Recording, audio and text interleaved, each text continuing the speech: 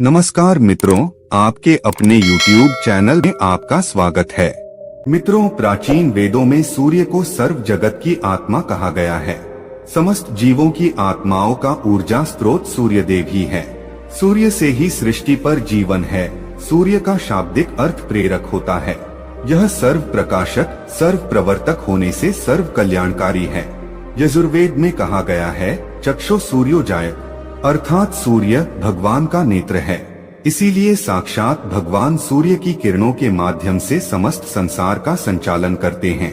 मनुष्य को सूर्य भगवान को जल देकर उनका आभार प्रकट करना चाहिए।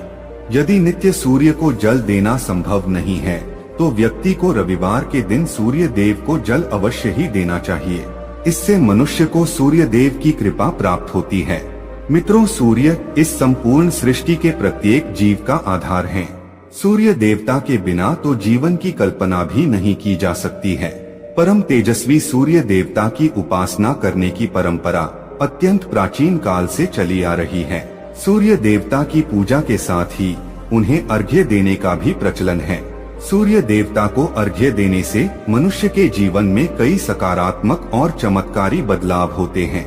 भगवान श्री राम से लेकर भगवान श्री कृष्ण भी सूर्य देव को अर्घ्य दिया करते थे।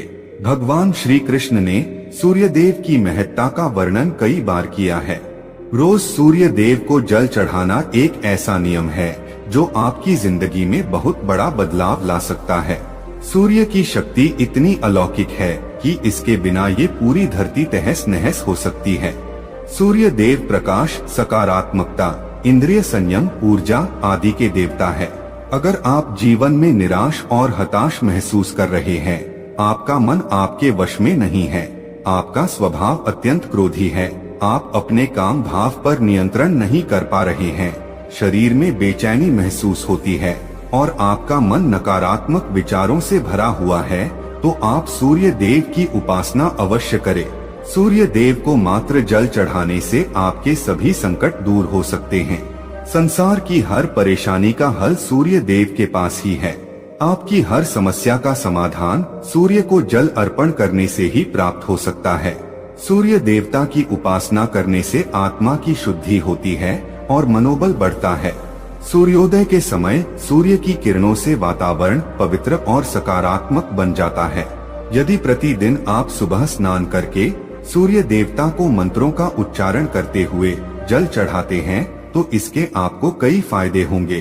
कुछ ही समय में आप खुद इसका प्रभाव महसूस करेंगे कि सूर्य देव की कृपा से आपका जीवन कितना बेहतर हो गया है। आप पाप, रोग, भय आदि दोषों से मुक्त हो जाएंगे और आपका जीवन खुशियों से भर जाएगा। आपका शरीर स्फूर्ति युक्त, रोगों से मुक्त हो जाएगा और आप प्रत्येक कार्य को उत्साह से कर पाएंगे। कुंडली में अन्य ग्रहों की तरह ही सूर्य के शुभ या अशुभ स्थिति में होने से हमारे जीवन पर भी इसका शुभ या अशुभ प्रभाव पड़ता है। कुंडली में सूर्य यदि शुभ स्थिति में होता है तो हमें समाज में भरपूर मान सम्मान, यश और प्रसिद्धि मिलती है। वहीं कुंडली में यदि सूर्य अशुभ स्थिति में हो तो इसके विपरीत परिणाम मिलते हैं। इसलिए कुंडली में यदि सूर्य की स्थिति मजबूत करनी है तो ज्योतिष शास्त्र में कुछ ऐसी चीजों के बारे में बताया है जिन्हें पानी में डालकर सूर्य देव को अर्घ्य देने से शुभ परिणाम प्राप्त होते हैं। किंतु मित्रों, कई मनुष्य सूर्य को जल देते समय बहुत सी गलतियां कर बैठते हैं। सूर्य को जल देते समय महत्वपूर्ण नियमों का पालन नहीं करते हैं। गलत तरीके से अर्घ्य देकर सूर्य देव का अपमान नहीं करना चाहिए, अन्यथा मनुष्य को कई कष्टों का सामना करना पड़ सकता है। साथ ही केवल सूर्य को जल देने से फल की प्राप्ति नहीं होती है। सूर्य को जल देते समय विधि का पालन करते हुए सूर्य देव के मंत्र का जाप करना भी आवश्यक है। तभी सूर्य को जल देने का फल मनुष्य को प्राप्त होता है। ज्योतिष शास्त्र के अनुसार सूर्य देव अप्रसन्न होने पर मनुष्य की बुद्धि का नाश हो जाता है। उसे चारों ओर से अपमान का सामना करना पड़ता है। ऐसे व्यक्ति की आंखों की रोशनी चली जाती है और उसे गंदा भोजन प्राप्त होता है। फल स्वरूप व्यक्ति की विद्या कम हो जाती है। वह जो कुछ भी पढ़ता है उसे तुरंत ही भूल जाता है।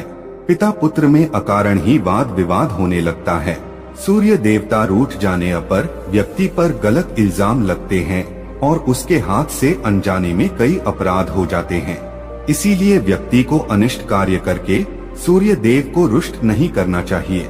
इस प्रकार से सूर्य देव का हमारे जीवन में सबसे अधिक महत्व है। यदि आप अपनी मनोकामनाओं की पूर्ति करना चाहते हैं तो सूर्य देव की उपासना अवश्य करें। आइए जान लेते हैं सूर्य को अर्घ्य देने के वह महत्वपूर्ण नियम कौन से हैं। सूर्य को जल देते समय हमें कौन सी गलतियां नहीं करनी चाहिए और सूर्य को जल देते समय कौन से मंत्र का जाप करना चाहिए ताकि हमें सूर्य उपासना का संपूर्ण फल प्राप्त हो। सबसे पहले तो हम यह जान लेते हैं कि सूर्य को अर्घ्य देने का अर्थ क्या होता है। तो मित्रों, अर्घ्य देने से तात्पर्य यह है कि सूर्य देवता को भक्ति भाव से जल अर्पण करना। यह जल आप दोनों हाथों की ओंजल बनाकर या तांबे के पात्र में शुद्ध जल भरकर उसे सूर्य देवता को समर्पित करें।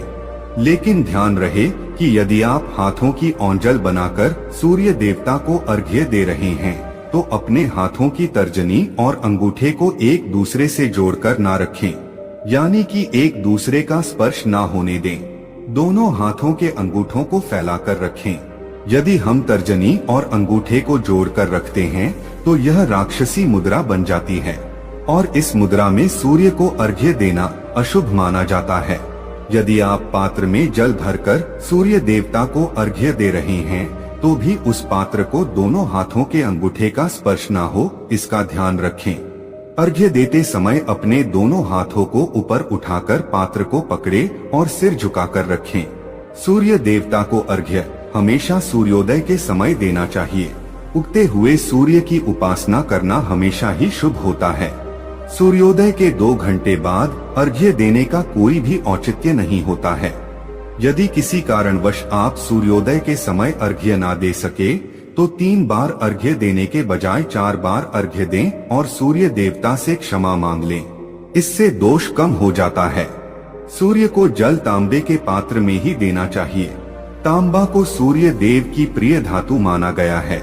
इसीलिए सूर्य को जल देने के लिए केवल तांबे से बने पात्र का ही प्रयोग करना चाहिए। अन्य धातुओं से बने पात्रों में सूर्य को अर्घ्य देने से कोई लाभ प्राप्त नहीं होता है। परमात्मा ने सूर्य को जगत में प्रकाश करने, संचालन करने, अपने तेज से शरीर में ज्योति प्रदान करने तथा जठराग्नि के रूप में आमाशय में अन्न को पचाने का कार्य सौंपा है। इसी कारण से तांबे के पात्र में रखे जल को पीने से व्यक्ति पेट से जुड़े रोगों से भी मुक्त हो जाता है। उस तांबे के पात्र में गंगाजल या पवित्र नदियों का जल भरें। यदि ऐसा संभव नहीं है तो शुद्ध जल का प्रयोग करें। मात्र जल से कभी भी अर्घ्य नहीं देना चाहिए। जल के पात्र में जल के साथ मुख्य रूप से कोई भी लाल फूल, लाल चंदन और अक्षत जरूर डालें। आप चाहें तो इस जल में थोड़ा सा घी, शहद, दूध या गुड़ इत्यादि भी मिला सकते हैं। सूर्य देव को अर्घ्य देने का सही समय तब होता है जब सूर्य लालिमा लिए हो, अर्थात जब प्रातः काल में सूर्य लाल रंग का दिखाई दे तो उस समय अर्घ्य देना सर्वश्रेष्ठ फल देता है। मित्रों, यदि आपने सूर्य को अर्घ्य देने का संकल्प लिया है तो यह संकल्प कभी नहीं तोड़ना चाहिए। जितने दिनों का भी आपने संकल्प लिया हो उतने दिन सूर्य को अर्घ्य अवश्य देना चाहिए। यदि आप संकल्प को पूरा नहीं कर सकते तो ऐसा संकल्प नहीं करना चाहिए, इससे सूर्यदेव रुष्ट हो जाते हैं। दोस्तों, भगवान श्री कृष्ण ने सूर्य देव को जल देने का मंत्र बताया है जिसका उच्चारण अवश्य ही करना चाहिए। वह मंत्र इस प्रकार है: ओम खगोलकाय नमः।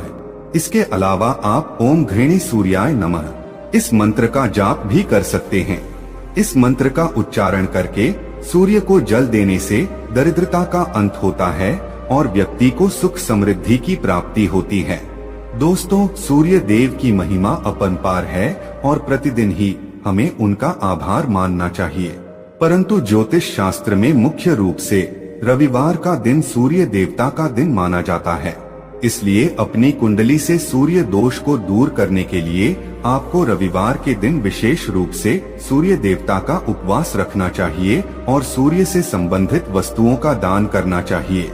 सूर्य देव से संबंधित वस्तुएं हैं तांबा, गेहूं, गुड़, चंदन तथा पीले रंग के वस्त्र आदि। इन वस्तुओं का रविवार के दिन दान करने से व्यक्ति के सभी दुखों का अंत होता है। यदि आप बीमार है अथवा घर में सूतक है या अन्य कोई समस्या है जिसके कारण आप सूर्य देव को अर्घ्य नहीं दे पा रहे हैं, तो इसके लिए शास्त्रों में मानस पूजा का प्रावधान किया गया है, यानी कि आप अपने मन में ही सूर्य देव को अर्घ्य दे सकते हैं। मित्रों, सूर्योदय पूर्व दिशा से होता है और यदि किसी कारणवश सूर्य देवता दिखाई नहीं दे रहे हैं तो आप उनका मन ही मन स्मरण करके पूर्व दिशा की ओर मुख करके उन्हें अर्घ्य दे सकते हैं, लेकिन कभी भी सूर्य को अर्घ्य देने का संकल्प ना छोड़े। तो दोस्तों, इस प्रकार से आप भी सूर्य देव को अर्घ्य देकर सूर्य देव की कृपा प्राप्त करें।